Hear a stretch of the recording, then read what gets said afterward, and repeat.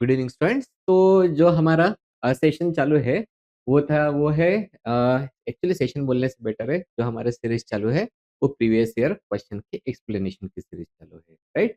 तो उसमें हमारा स्टार्ट है जो जीपैट 2024 था उसके हम लोग प्रीवियस ईयर क्वेश्चंस देख रहे हैं। और हमारा जो मैक्सिमम जो सब्जेक्ट्स है वो फिनिश हो चुके हैं और एक जो लास्ट सेक्शन बचता है वो होता है फार्माकोग्नोसी। उसमें जीपैट 2024 में जो भी एमसीक्यूज आए वाले हैं उसका अभी हम लोग देखेंगे एक्सप्लेनेशन। तो ये जो फार्माकोग्नोसी होता है वो जीपैट के लिए बहुत ही इंपॉर्टेंट रहता है। क्यों इंपॉर्टेंट है? क्योंकि उसके क्वेश्चंस जो होते हैं वो स्ट्रेट फॉरवर्ड होते हैं। मतलब अगर आप लोगों ने पढ़ाई करके रखी वाली है तो उसके जो सारे के सारे क्वेश्चन होते हैं वो आप लोग इजीली सॉल्व कर सकते हो। एखादे ऐसा क्वेश्चन रहता है वो थोड़ा सा प्रॉब्लमेटिक रहता है तो वो छूट जाएगा, तो दैट विल बी कंपेंसेट कर लेते हैं। लेकिन जो मैक्सिमम होता है वो हम लोगों को सॉल्व करना कर सकते हैं फार्माकोग्नोसी में। मतलब फार्माकोग्नोसी ये one of the scoring subject होता है जिसके ऊपर बहुत कम स्टूडेंट ध्यान देते हैं। हालांकि बहुत कम टाइम में अगर हम लोगों ने सही तरीके से पढ़ाई की तो ये फार्माकोग्नोसी भी हमारा बहुत अच्छे से हो सकता है जीपैट के लिए, right. Now we will start with our explanation series, जिसमें हमारा जो सबसे पहला क्वेश्चन आता है वो क्वेश्चन ये है, the dried juice of the Pterocarpus marsupium, right? So, dried juice of the Pterocarpus marsupium, this belongs to the family. ये कौन से फैमिली से बिलोंग करता है? उसके लिए हम लोगों को सबसे पहले तो देखना पड़ेगा ये जो हम लोगों को यहाँ पे जो स्पेसिस दी वाली है ये ये क्या होता है। तो बेसिकली जिसको हम लोग किनो बोलते हैं ना, ये होता है that is the marsu that is pterocarpus marsupium, right. तो ये जो चीज है वो ट्रीजा एंड एवांस में बहुत अच्छे से दी वाली है। तो ये डायरेक्टली मैंने वहां से सेक्शन लिया वाला है, राइट। तो ये जो किनो है वो जो नाम है वो अप्लाई किया जाता है जो कि नंबर ऑफ ड्राइड जूसेस होते हैं जो कि रिच होते हैं इन द फ्लोबा टैनिन। और उसको यूज किया जाता था पहले, उसको यूज किया जाता था फॉर देयर एस्ट्रिंजेंट प्रॉपर्टीज के लिए, राइट। तो इनमें आते हैं हमारे मालाबार किनो जो कि आता है फ्रॉम द टीरोकार्पस मार्सुपियम। और जो दूसरा होता है जिसको हम लोग बंगाल किनो बोलते हैं, ये जो बंगाल किनो या फिर जो ब्यूटिया गम होता है वो मिलता है that is from the butea frondosa, right. तो और ये हमारा ये होते हैं। फिर आते हैं यूकैलिप्टस किनो या फिर रेड गम होता है, वो हम लोगों को मिलते हैं यूकैलिप्टस रोस्ट्राटा, राइट। तो किनो का मतलब यहाँ पे समझना जरूरी होता है। It is applied to the number of dried juices जो जिनमें प्रेजेंट होते हैं जिसको बोला जाता है अफ्लोबा टैनिन्स, राइट। तो ये जो इनमें से जैसे हमारे पास में तीन आ चुके हैं, कौन सा एक जो है जिसका नाम है which is called as the Malabar kino. दूसरा होता है वो होता है बंगाल किनो और जो तीसरा होता है वो होता है यूकैलिप्टस किनो। तो उसमें से जो टीरोकार्पस मार्सुपियम है दैट इज द मालाबार किनो और उसकी जो फैमिली होती है वो होती है लेग्यूमिनोसी। इसलिए हमारा जो करेक्ट ऑप्शन रहेगा that will be the Leguminosae. Okay, तो ये हमारा फर्स्ट क्वेश्चन हो गया। नेक्स्ट जो क्वेश्चन होता है वो हम लोगों को देखना पड़ेगा कि यहाँ पे the concept is the chicosetsu saponin is present in। अब ये जो हमारे जिनमें जिनमें सैपोनिन्स होते हैं, सैपोनिन किसमें प्रेजेंट होता है? Senega, right. उसके बाद में जिनसेंग, क्विलाया एंड लिकोरिस। इनमें से किसमें चिकोसेत्सु सैपोनिन जो है वो प्रेजेंट होते हैं वो हम लोगों को देखना है। तो हम लोग हमारी पढ़ाई फिर कैसे होनी चाहिए? ये जो चारों के चारों भी है, इन चारों के भी जो केमिकल कंस्टिट्यूएंट होते हैं, क्योंकि जब हम लोग पढ़ते हैं तब जो अल्केलाइड होते हैं या फिर ग्लाइकोलाइड होते हैं उनका हम लोगों को तो सबसे पहले सिनोनिम देखना पड़ता है। उसके बाद में अगर हम लोग उसके जो केमिकल नेम होता है, राइट? तो ये सारी चीज़ें और केमिकल कंस्टिट्यूएंट, तो अगर हम लोगों को ये जो इसके जो केमिकल कंस्टिट्यूएंट्स होते हैं, वो अगर अच्छे से पता रहे, तब हम लोग ये क्वेश्चन को इज़िली सॉल्व कर सकते हैं। तो इसलिए सबसे पहले हम लोग वन बाय वन एक-एक जो कंस्टिट्यूएंट होते हैं, उसके बारे में जाएँगे और सीक्वेंस क्या रहेगा? नेम एंड द सिनोनिम, फिर उसका बायोलॉजिकल नेम क्या रहेगा, कौन-सा पार्ट यूज़ होता है, फैमिली क्या है, chemical constituent and the uses. तो उसमें जो हमारा सबसे पहला जो गिवन है option that is the senega. Senega का जो बायोलॉजिकल नेम होता है that is called as the polygala senega. तो और उसका जो पार्ट यूज़ होता है that is the dried roots, और ये इसकी फैमिली होती है वो होती है गैलेसी, और chemical constituent that is the senegin. Senegin ये जो होता है वो ट्राइटरपेनॉइड सैपोनिन होता है, और साथ में पॉलीगैलिक एसिड जो पॉलीगैलिक एसिड भी है वो भी प्रेजेंट है। यूज क्या होता है सेनेगा का? It is used as a expectorant stimulant, मतलब उसको हम लोग यूज कर सकते हैं इन द ब्रोंकियल कंडीशन में। दूसरा है that is the ginseng. Ginseng जो हम लोग उसको हमेशा बोलते हैं ना कि पैनाक्स जिनसेंग, तो हम लोगों को ये मिलता है वेरियस स्पेसीज ऑफ द पैनाक्स, जैसे कि पैनाक्स जिनसेंग या फिर पैनाक्स नोटो जिनसेंग, राइट? तो उसके लिए जो पार्ट हम लोग यूज करते हैं वो होता है dried root and from the family which is the araliaceae. अब इसमें जो अगर केमिकल कंस्टिट्यूएंट देखेंगे जिनसेंग के, तो इसमें 3 टाइप के ट्राइटरपेनॉइड सैपोनिन्स प्रेजेंट होते हैं। पहला जो सैपोनिन होता है ट्राइटरपेनॉइड सैपोनाइड, वो कहलाता है जिनसेनोसाइड, दूसरा होता है पैनाक्सोसाइड, और तीसरा होता है वो होता है चिकुसेट्स सैपोनिन्स, राइट? इनका यूज़ जो होता है वो होता है एज़ अ एडाप्टोजन, टॉनिक या फिर न्यू इम्यूनोमॉड्यूलेटर भी यूज़ करते हैं। तीसरा है वो होता है हमारा क्विलाया या फिर क्विलाइजा बोल सकते हैं। इसका नाम होता है क्विलाइजा saponaria, that means it is obtained from the bark of the Quilija saponaria from the family that is Quilajaceae, और इसमें प्रेजेंट होते हैं quillaic acid and the saponin, उसको भी यूज किया जाता है as a expectorant, emulsifying agent and the foaming agent, right? उसके बाद में आता है हमारा फोर्थ वाला that is the liquorice. Liquorice तो सभी को पता है that is the glycyrrhiza glabra से ये मिलता है, और वो भी उसके ड्राइड शूट एंड स्टोलन से, राइट? इसका जो फैमिली होता है वो होता है लेग्यूमिनेसी या फिर जिसको हम लोग फैबेसी भी बोलेंगे, और उसमें जो मेन कंस्टिट्यूएंट्स होता है सैपोनिन वो होता है ग्लिसराइजिन, और उसका यूज होता है as a demulcent, expectorant and the anti inflammatory agent. तो अगर हम लोग हमारे क्वेश्चन पे वापस जाएंगे, तो चिकुसेत्सु ये हम लोगों को देखने के लिए मिला था, वो ट्राइटरपेनॉइड है, which is one of the triterpenoid of the gins. We will go for our next question. What is the most suitable test for the digitox, right? तो ये जो डिजिटॉक्सोस होता है ये एक्चुअली बेसिकली होता है शुगर जो कि पाया जाता है इन द कार्डियक ग्लाइकोसाइड्स में। इसलिए हम लोगों को देखना पड़ेगा ये जो डिजिटॉक्सस होता है वो मतलब ये जो कार्डियक ग्लाइकोसाइड्स होते हैं उनमें कौन सी टेस्ट की जाती है। अब ये क्वेश्चन पर्टिकुलर क्वेश्चन अगर सॉल्व करने का होगा, तब हम लोगों को ये जो चारों के चारों हमारे टेस्ट होते हैं इनके बारे में पता होना चाहिए। इसलिए अभी हम लोग इनके बारे में डिस्कस करेंगे। तो सबसे पहली टेस्ट आती है वो कहलाती है Dragendorff test. Dragendorff dorf जो टेस्ट होती है वो होती है for the detection of the alkaloid, मतलब हम लोग यहाँ पे जो ड्रैगन डॉर्फ रिएजेंट होता है जो कि और हम लोगों ने लाइव क्लास में ये भी डिटेल में पढ़ के रखा है हर एक रिएजेंट किस तरीके से हम लोग बनाते हैं।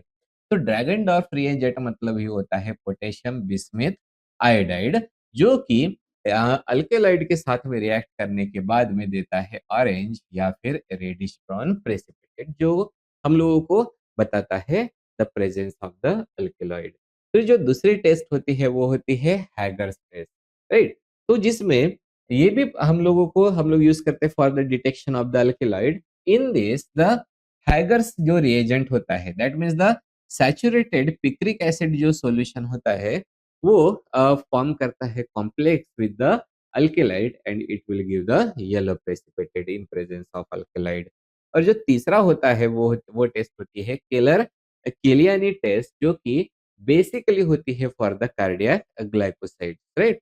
मैंने लाइव क्लासेस में आप लोगों को पढ़ा के रखा है, कुछ टेस्ट होते हैं जो ग्लाइकन पार्ट के लिए होती है, कुछ टेस्ट होती है जो कि अग्लाइकन पार्ट के लिए होती है। तो यहाँ पे शुगर वाले पार्ट के लिए है, that means it is for the glycone वाले पार्ट की ये टेस्ट है, that is the Keller Killiani test. तो इस टेस्ट में होता क्या है, जो हमारे ग्लेशियल एसिटिक एसिड होते हैं plus ferric chloride and the concentrated sulphuric acid, ये जो होते हैं वो फॉर्म करते हैं brown ring at the junction और ब्लूइश ग्रीन अपर लेयर। तो इससे पता चलता है presence of the deoxy sugar which is present in the cardiac glycoside. और जो बालजेट टेस्ट होता है, this is also for the cardiac glycoside. तो इसमें जो सोडियम पिक्रेट होता है वो रिएक्ट करता है लैक्टोन रिंग के साथ में, then it will give the orange yellow या फिर ऑरेंज कलर। तो यहाँ से हम लोगों को क्या देखना पड़ेगा, दो तो टेस्ट है जो कि होते हैं हमारे कार्डियक ग्लाइकोसाइड के लिए, लेकिन हम लोगों को स्पेसिफिक पूछा गया है for the digitoxose, that means for the sugar, that means for the glycone part. और ग्लाइकन पार्ट के लिए जो टेस्ट होती है that is the Keller Killiani test, right. इसलिए ये जो हमारा सही ऑप्शन रहेगा that will be of the Keller Killiani. उसके बाद में नेक्स्ट जो क्वेश्चन आता है, ये क्वेश्चन में बोला गया है which of the following volatile oil are heavier than the water.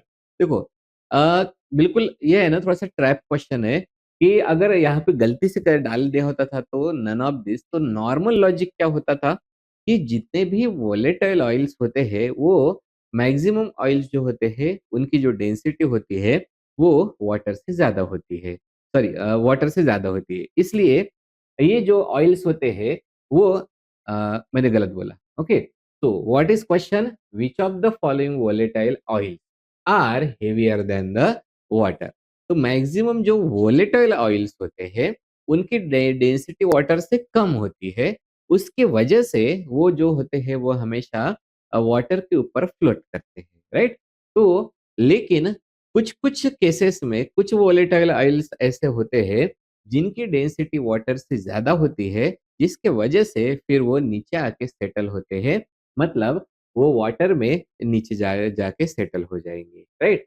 तो उसमें से हमारे पास में cinnamon, fennel, cumin and lemon grass है। इनमें से कौन सा ऐसे ऑयल होते हैं जिनकी जो कि हेवी होते हैं देन द वाटर, ये क्वेश्चन पूछा गया है। तो ये देखने के लिए हम हमारे पास में एक सिंपल सा जनरल रूल क्या था, जैसे मैंने आपको बताया था, मोस्ट जो वोलेटाइल ऑयल्स होते हैं वो होते हैं लाइटर देन द वाटर।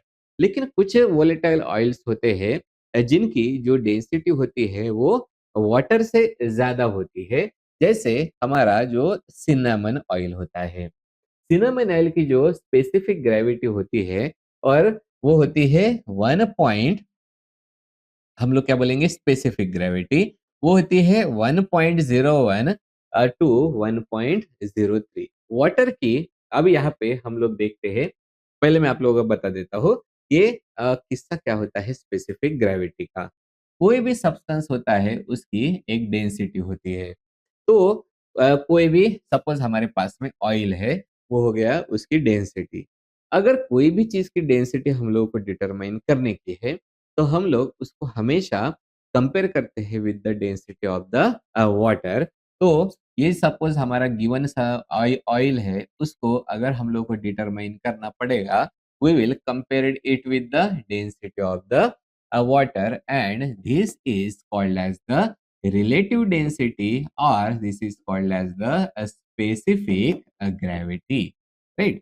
तो ये होता है स्पेसिफिक ग्रेविटी, और इसी को जो दूसरा नाम दिया जाता है that is the relative density.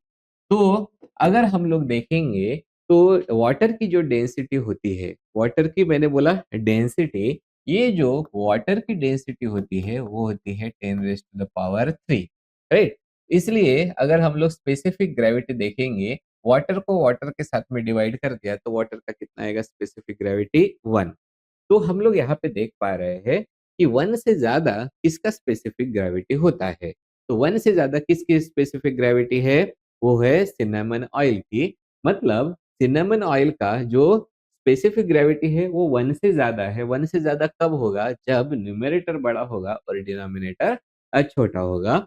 मतलब ये जो सिनेमन ऑयल के लिए जो डेंसिटी होती है, सिनेमन ऑयल की डेंसिटी वो वाटर से ज़्यादा रहेगी, राइट? ये वाला कॉन्सेप्ट है। तो यहाँ पे अभी हम लोगों को याद क्या रखना है, cinnamon oil this is one of the exceptions जिसमें जो ऑयल होता है उसकी डेंसिटी वाटर से ज़्यादा है वोलेटाइल ऑयल्स में और उसकी स्पेसिफिक ग्रेविटी कितनी है? 1.01 से 1.03। बाकी के देखते हैं जैसे फेनेल ऑयल वो 0.95 से 0.97 मतलब स्पेसिफिक ग्रेविटी 1 से कम आ गई। फिर क्यूमिन ऑयल भी है, उसके लिए भी जो स्पेसिफिक ग्रेविटी है वो अप्रॉक्सिमेटली 0.91 से 0.93 हो गया और जो लेमन ग्रास होता है उसका 0.88 से 0.90 होता है।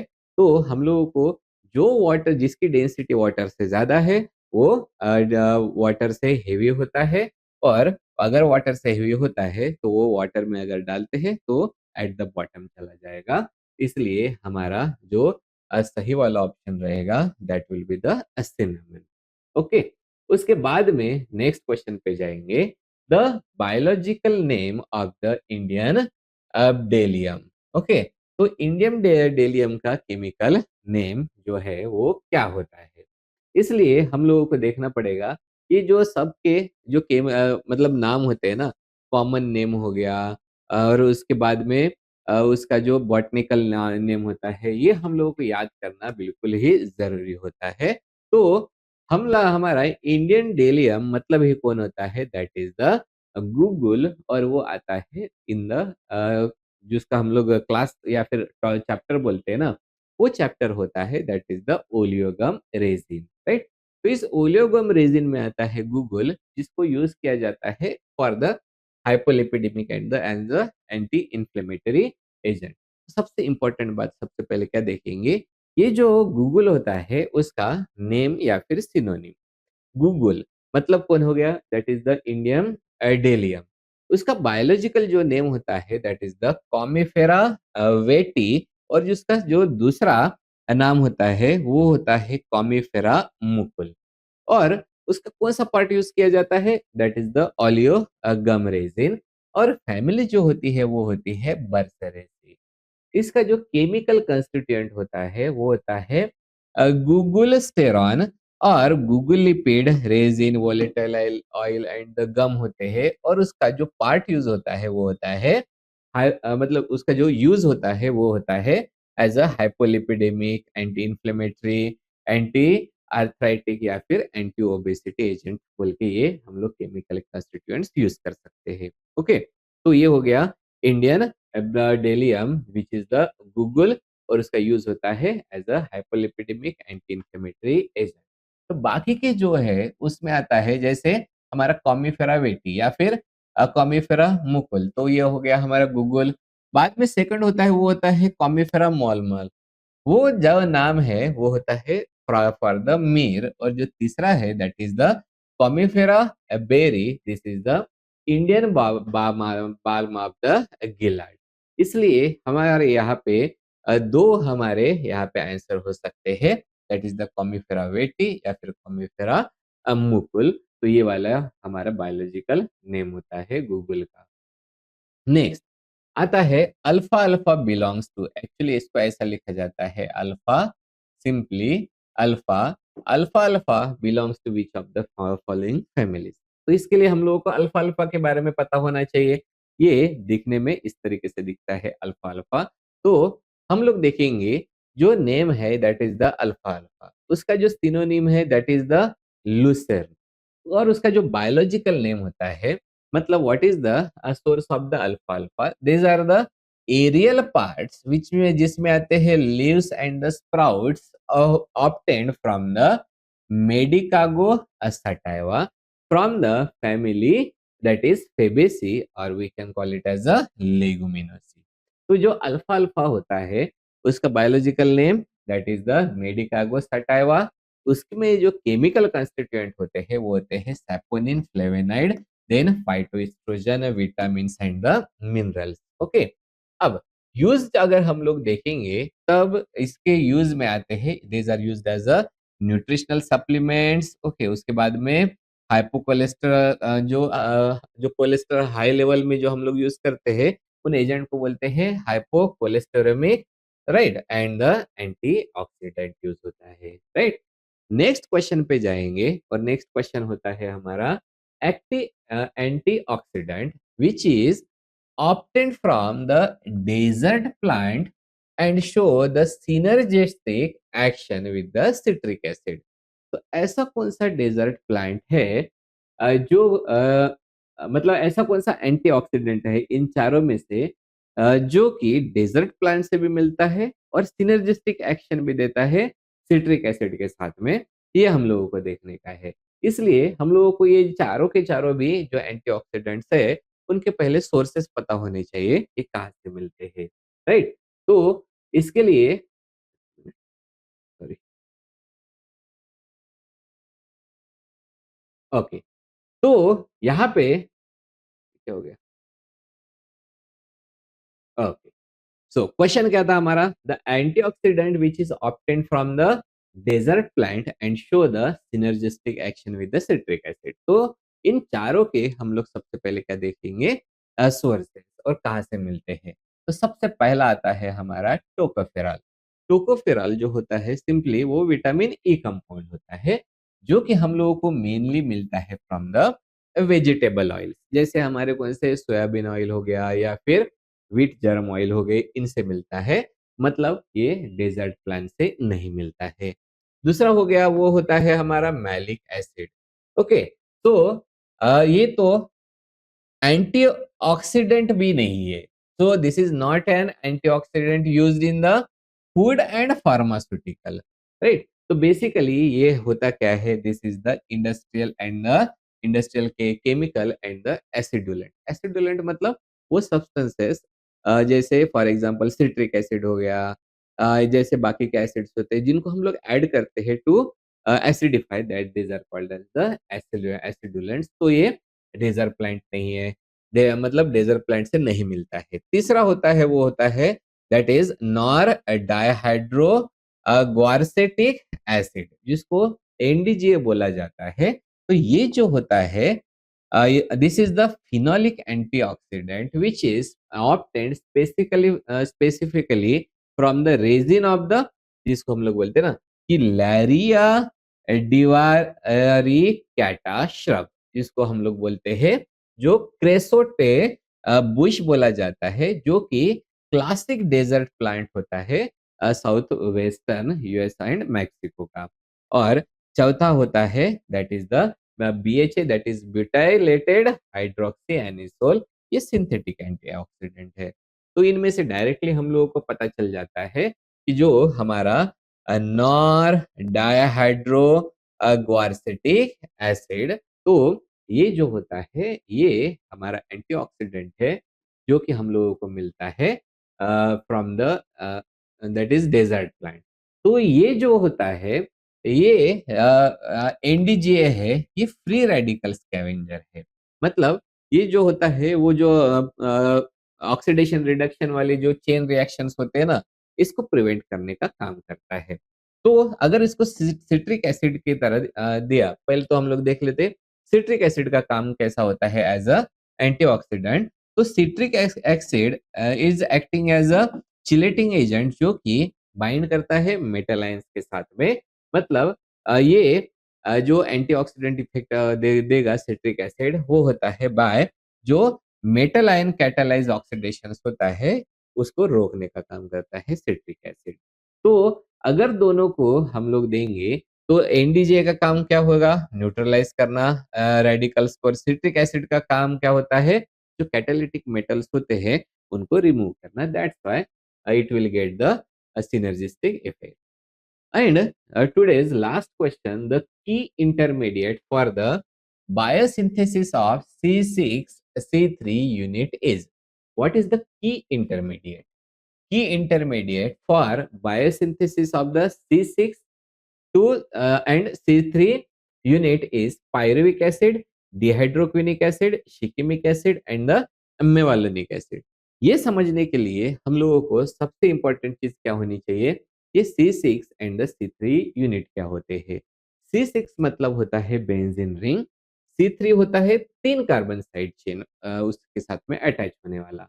इसलिए ये जो कंपाउंड्स होते हैं उनको बोला जाता है फिनिल प्रोपेनॉइड्स। तो उनमें जो एग्जांपल्स आते हैं वो होते हैं cinnamic acid, lignin precursor and आएंगे वोलेटाइल ऑयल। तो हम लोगों को ये पहले पाथवे देखना पड़ेगा, कौन सा पाथवे होता है जो कि C6C3 यूनिट्स को प्रोड्यूस करता है। तो जो फिनिल प्रोपेनोइक एसिड्स होते हैं, मतलब C6C3 कंपाउंड्स होते हैं, basically these are produced by the shikimic acid pathway, right. और इन सिकिमिक एसिड पाथवे में जो सिंथेसाइज होते हैं वो होते हैं एरोमेटिक अमीनो एसिड, जैसे फिनिलएलनिन, टायरोसिन एंड द ट्रिप्टोफैन। इसमें से जो फिनिलएलनिन होता है उसका डीअमाइनेशन होके फिर स्टार्ट होता है C6C3 सीरीज। तो बाकी के जो हमारे ऑप्शंस है वो भी देख लेंगे कि जैसे पायरुविक एसिड है, पायरुविक एसिड जो है वो इंटरमीडिएट है ग्लाइकोलिसिस एंड क्रेब्स साइकिल का, तो C6C3 में नहीं आएगा, मतलब शिकिमिक एसिड पाथवे में नहीं रहेगा। देन डिहाइड्रोक्विनिक एसिड है, डिहाइड्रोक्विनिक एसिड जो है वो इंटरमीडिएट तो है शिकिमिक एसिड पाथवे में, लेकिन वो सेंट्रल नाम मतलब सेंट्रल कंपोनेंट नहीं है, राइट। शिकिमिक एसिड ये इसके नाम के ऊपर ही पाथवे का नाम है, that is the shikimic acid pathway. इसलिए हम लोग उसको एक ही इंटरमीडिएट मान सकते हैं for the synthesis of the C6C3 compound, right. और जो मेवालोनिक एसिड होता है वो इंटरमीडिएट होता है biosynthesis of the terpenoid. Got it. तो इस तरीके से हम लोगों ने ये जो सारे के सारे क्वेश्चन है इनको कवर कर लिया वाला है, और यहाँ का जो सही ऑप्शन था that is the shikimic acid. तो इस तरीके से हम लोगों ने जो सारे क्वेश्चन है जीपैट 2024 के फार्माकोग्नोसी सेक्शन के वो हम लोगों ने कवर कर लिए। Okay, so this is all for today.